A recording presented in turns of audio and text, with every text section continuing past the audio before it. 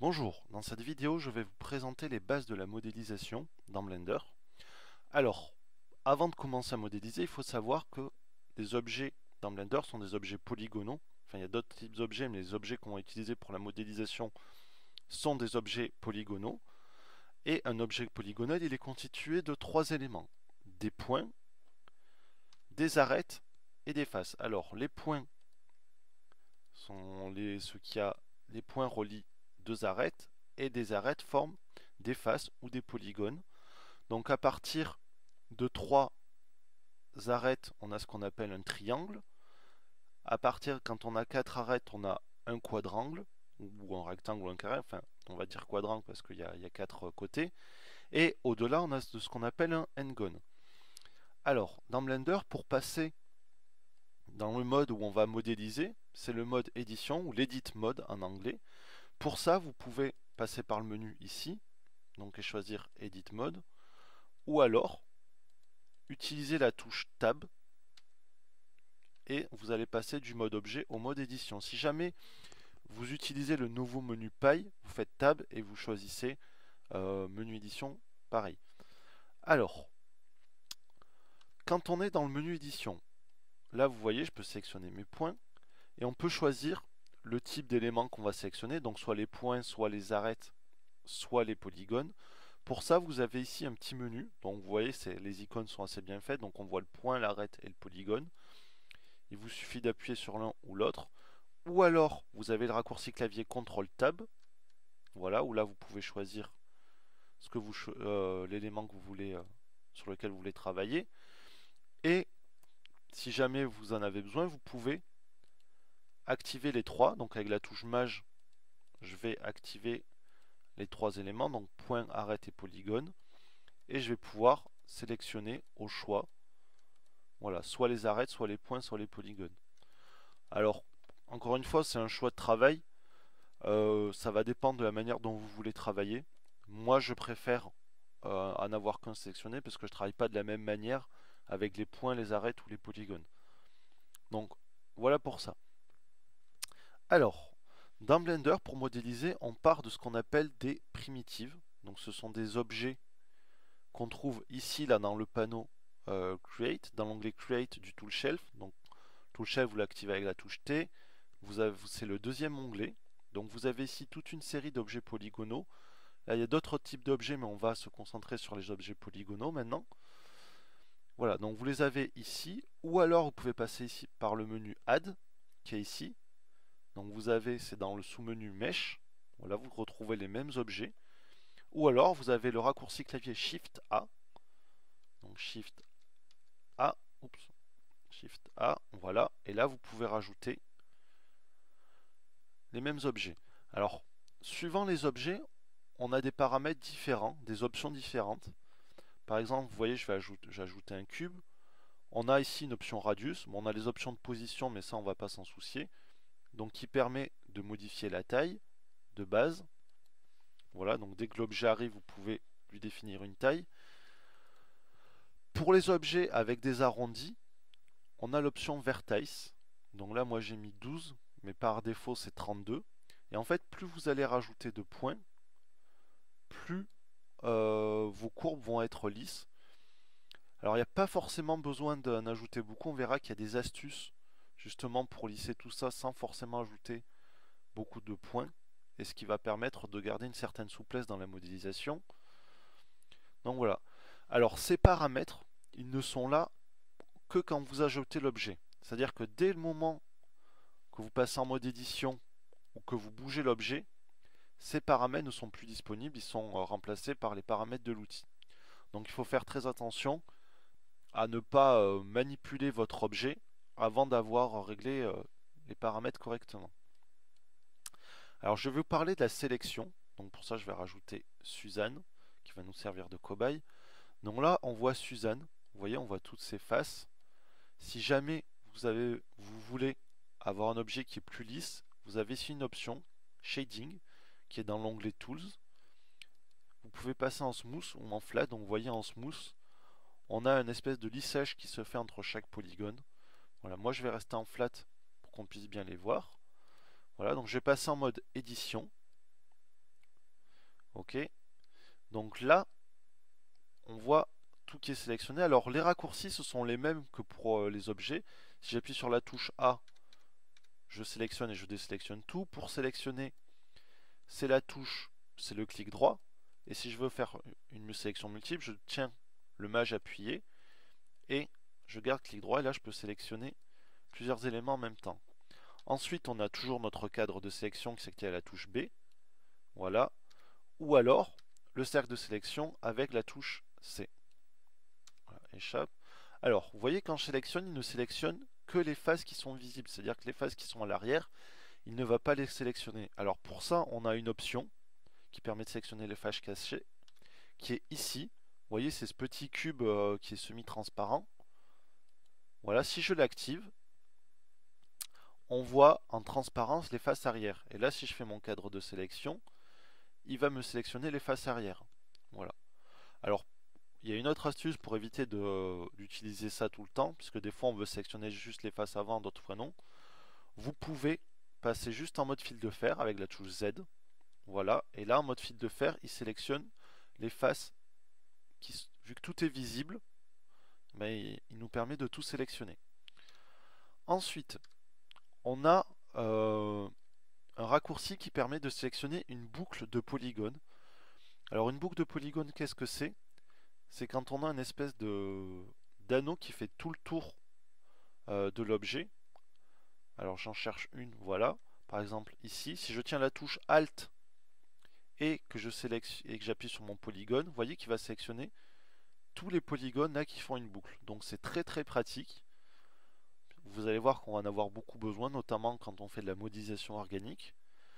Voilà, sinon on a un peu dans la même manière, c'est le Edge Ring. Donc là avec CTRL ALT. Donc vous voyez qu'il va, c'est un peu comme la boucle, sauf que hop, il va nous sélectionner que les arêtes. Voilà, vous avez comme dans les objets, vous pouvez sélectionner les éléments de manière aléatoire. Là, dans le menu sélection, vous avez la touche random, l'option random. Voilà, donc il va sélectionner des polygones aléatoirement. Et vous avez une autre option qui est l'option checker, si je dis pas de bêtises. Donc l'option checker, elle va sélectionner un polygone sur deux. Donc là, j'ai pris ça pour que ce soit bien visible, comme dans un damier en fait. Hop, où est-ce qu'elle est? Checker, deselect. Donc il faut tout sélectionner. Sélection, checker, deselect. Et là, vous voyez qu'il nous a sélectionné un polygone sur deux. Donc vous avez tout un tas d'options que je vous laisse regarder. Voilà. Vous avez par exemple la possibilité d'agrandir une sélection avec CTRL+. Vous voyez. En fait, le logiciel va sélectionner toutes les faces qui sont autour. Alors, oula. Vous avez ici une option qui s'appelle Face Tape. Si je la désactive et que je fais CTRL+, hop. Non, voilà. C'est là qu'il faut la désactiver.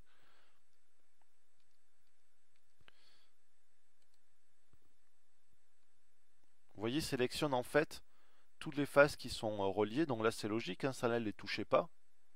Par contre, si on fait Face Tape, voilà, il va sélectionner en carré.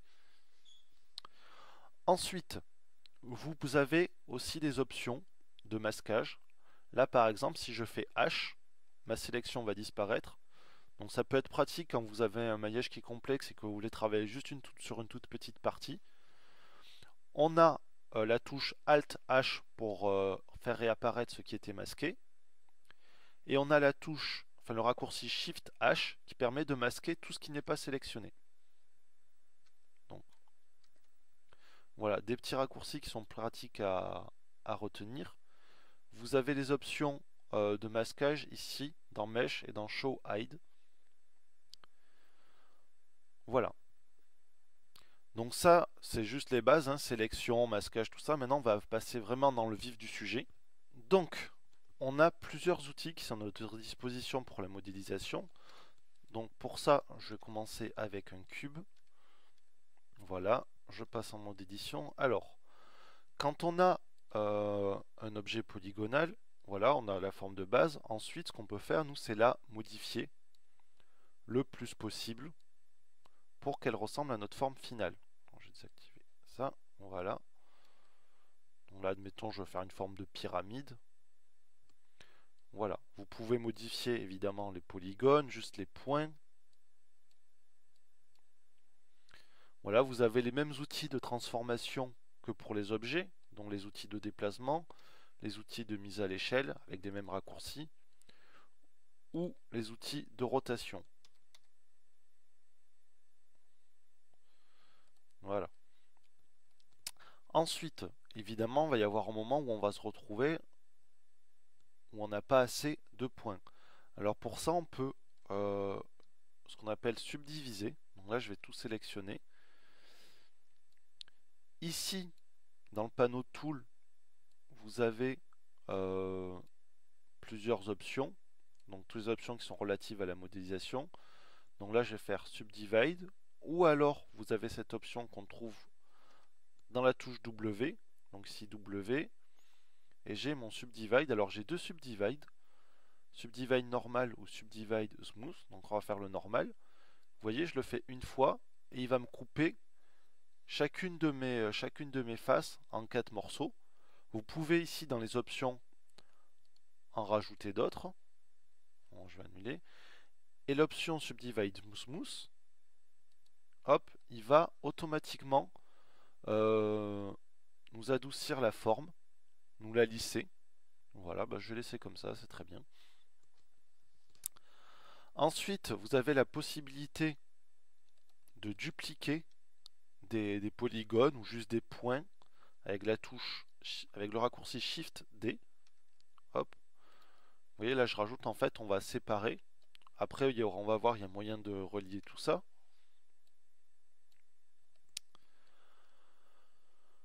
Ensuite, on a un outil qui s'appelle Bevel.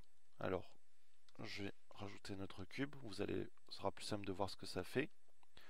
Donc Bevel, ça biseaute en gros les arêtes. Donc là, je passe en mode arête. Je sélectionne tout. Je fais CTRL B. CTRL B. Et vous voyez qu'on va rajouter des arêtes, des faces au niveau des arêtes.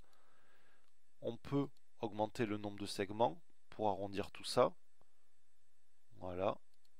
Choisir le type de profil. Et là, par exemple, on a une sorte de dé avec la lumière qui accroche sur les arêtes. Donc, ce qui est quelque chose de plus réaliste parce que c'est très rare qu'on ait des cubes avec des angles à 90 degrés. On a toujours une petite arête qui va accrocher à la lumière et c'est souvent ça qui va donner un peu plus de réalisme aux objets. Voilà, on a, je ne sais pas pourquoi je l'ai enlevé, on peut ensuite couper. Alors pour couper, on a deux solutions. Donc on a ce qu'on appelle le loop cut.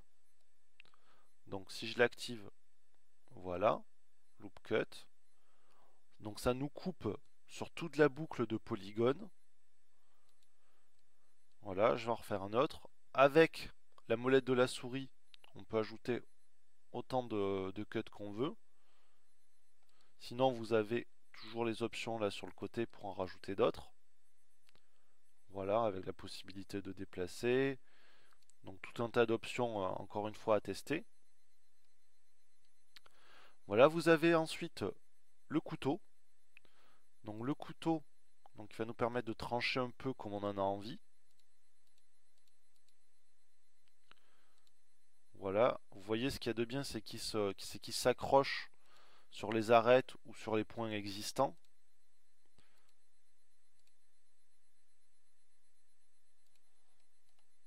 Voilà, et une fois que vous avez fini, vous validez avec Entrée. Et vous voyez que vous avez créé d'autres arêtes. Donc c'est attention par contre, voilà, là vous voyez que j'ai créé des polygones à plus de 4 côtés, donc des formes un peu, on va dire un peu exotiques et qui sont pas forcément évidentes à manipuler. Voilà. Ensuite, je remets une nouvelle, un cube tout propre à chaque fois parce que ce sera plus simple à suivre comme ça. On a ce qu'on appelle l'extrusion. Alors l'extrusion, qu'est-ce que c'est? C'est qu'on va tirer et créer de nouvelles faces à partir de faces existantes. Là, je sélectionne une face. Alors, pour faire l'extrusion, on a la touche E. Voilà, là, si je fais E, hop, vous voyez, je vais sortir mon polygone. On peut faire une extrusion sur plusieurs polygones en même temps. Voilà. Vous pouvez le faire juste sur une arête. Voilà. Vous pouvez le faire juste sur un point aussi. Là, par exemple, vous voyez, j'ai créé des points. Hop.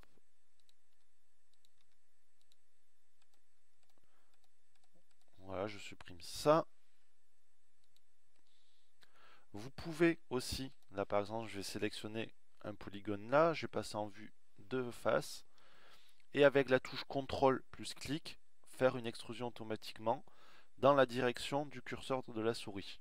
Là, vous voyez par exemple, si vous voulez faire une trompe d'éléphant. Oui, je sais, ça ressemble pas vraiment à une trompe d'éléphant, mais bon. Bref. Voilà. Alors, l'extrusion, vous l'avez de deux manières. Donc, de base, quand on fait la touche E, c'est l'extrusion par région. Ok? Voilà. Mais vous avez aussi l'extrusion individuelle, c'est-à-dire que là, par exemple, vous voyez, j'ai fait une extrusion, tous mes polygones sont attachés. Mais si je fais l'extrusion par région, donc comme ici, voilà, je vais sortir et vous voyez que les extrusions ont été séparées, donc elles ne sont pas groupées. Voilà. Ensuite, vous pouvez faire des extrusions. Là, vous voyez, quand je fais des extrusions, à chaque fois, je sors. Mais vous pouvez les faire à l'intérieur aussi. Alors, par exemple, là, je fais une extrusion. Je valide avec le clic gauche, sans rien toucher, et je vais réduire. Et donc là, je vais vers l'intérieur, et après, je peux faire une autre extrusion, par exemple, pour faire un trou. Vous avez aussi la touche I, qui fait exactement la même chose. Voilà, mais qui fait vers l'intérieur. Donc moi, je fais toujours avec la touche E. Comme ça, si jamais je me suis trompé, ben voilà, c'est toujours le même raccourci de toute façon. Voilà, donc on va voir maintenant, une fois qu'on a fait tout ça, comment on peut faire des trous et recoudre les objets qu'on a un peu cassés. Là par exemple, si je supprime cette face, je me retrouve avec un trou. C'est embêtant. Donc pour fermer tout ça, on a la touche F. Donc là, je vais sélectionner deux arêtes. Voilà. Et avec la touche F, on va relier ces deux arêtes. On peut le faire aussi juste en sélectionnant les points. Donc je vais resupprimer ça. Face. Voilà, je vais sélectionner. Donc il faut au minimum 3 points. Donc là, je fais F. Et je crée un triangle. Donc les triangles, c'est le mal, c'est pas bien, il faut les éviter. Et là, je refais F. Voilà. Là, j'ai deux triangles. Si je sélectionne mes deux triangles et que je fais F, j'obtiens un rectangle. Voilà. Ensuite, vous pouvez relier deux boucles de polygones. Alors, je vais supprimer ça. Je vais ajouter un cercle, par exemple, que je vais mettre vide. Je vais mettre juste 12 points. Je passe en mode édition et je vais dupliquer ce cercle, donc Shift D. Voilà, j'aurais pu faire une extrusion, mais parce que pour une raison ou une autre, je ne l'ai pas fait. Donc vous pouvez reconstruire avec la touche F, mais là, c'est assez long. Ou alors, vous avez l'option Bridge Tool qui va relier deux boucles d'arêtes ou de points. Oula, juste les faces. Décidément.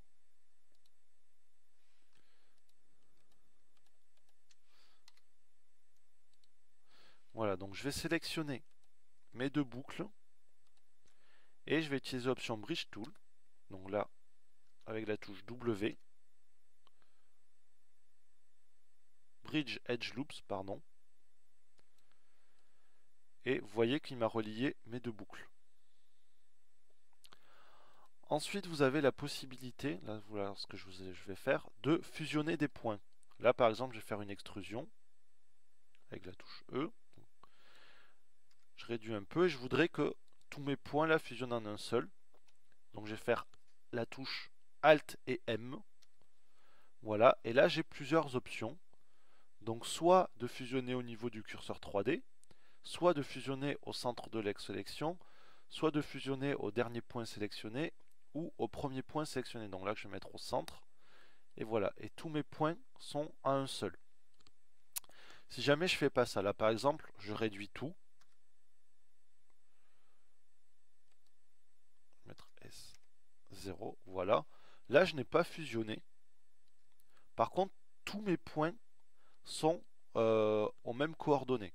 C'est-à-dire que je peux en sélectionner un, vous voyez, le déplacer, et on voit qu'ils sont tous aux mêmes coordonnées. Alors, ce qu'on fait dans ce cas, quand on a plusieurs points qui se chevauchent et qu'on ne veut pas en avoir plusieurs, c'est l'option Remove Doubles. Donc supprimer tous les points en double. Donc avec la touche W, on va ici l'option Remove Doubles qui va supprimer tous les points qui se superposent.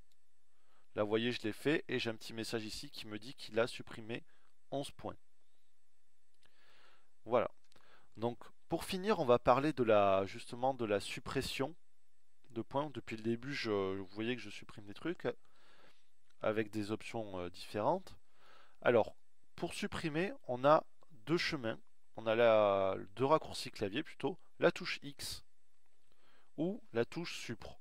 Alors des fois la touche Supre sur les Macs ça marche pas, donc vous avez toujours la touche X. Voilà.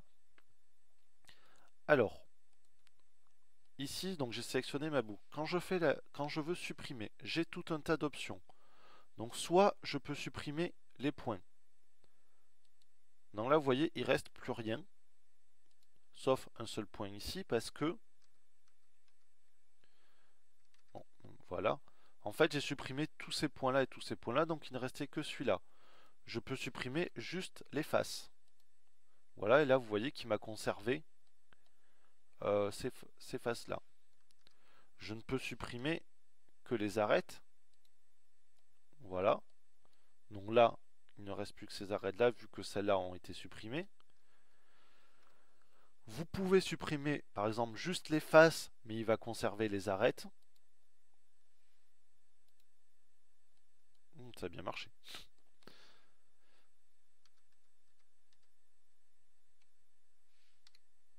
Donc, Only Faces. Voilà, donc là, il m'a conservé les arêtes. Donc vous avez tout un tas d'options comme ça. Vous pouvez, par exemple, là, si j'ai fait une coupe avec CTRL R, et que je veux supprimer cette boucle de points, si je fais supprimer les points, vous voyez que ça va me supprimer également mes faces. Par contre, j'ai une option qui s'appelle Dissolve. Donc on va faire Dissolve Vertex. D'abord, on va faire Dissolve Edge. Voilà, donc il va supprimer toutes les arêtes. Et si je passe en mode point, il les a supprimés aussi, donc c'est très bien. Donc voilà, donc ça c'était les bases de la modélisation, j'espère que ça vous sera utile et à plus tard.